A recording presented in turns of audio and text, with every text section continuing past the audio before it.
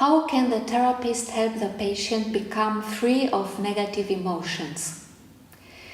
The emotions that come from trauma, sadness, apathy, despair, the feeling of loneliness, abandonment, in a word, pain, are hard to bear. That is why often people with trauma shut, withdraw, and isolate themselves in their inner world, or run away from this pain in addictions and behavior patterns that are not beneficial. In order to support the patient in letting go of difficult emotions, the therapist first needs to create a safe, peaceful space arranged with care and love in which any person in the situation can feel at home. Beyond the external appearance of the space that the therapist creates, even more important is the inner space, the spirit in which he works. First of all, listening with empathy without any kind of judgment, evaluation, or projections.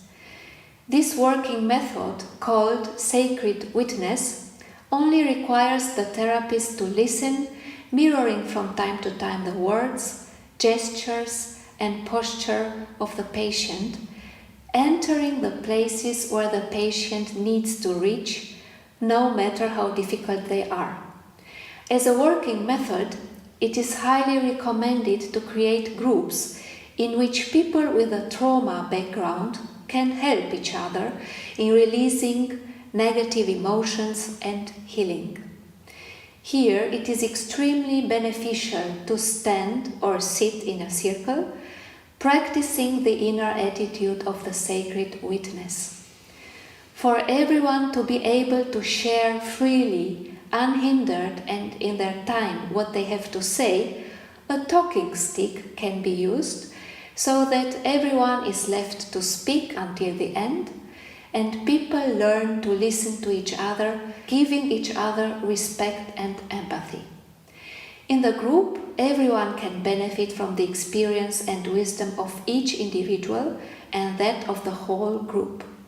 But what is even more relevant is the ability of human beings to connect at the level of the heart having an electromagnetic field 5,000 times stronger than the brain, so that in such a space each individual can feel heard, understood, supported, held, and healing can occur. The therapist's role at this stage is to encourage the patient to express himself freely and, if he feels like it, to let his tears flow. Also, the therapist will guide him to express his emotions through words, sounds, sighing, singing, gestures, movement, rhythmic noises, and here the therapist can become creative, creating a sound base, a carpet of low sounds, like with a tambura, an instrument from the Indian tradition, or it can be accompanied by piano and guitar, singing a simple melody that will convey to the patient the feeling of being held, such as a folk song or a lullaby. It is highly recommended that this song be addressed to the heart center which, in the archetypal system of sound therapy, corresponds to the note C. This is a positive musical note which affirms life, but at the same time connects with the inner world.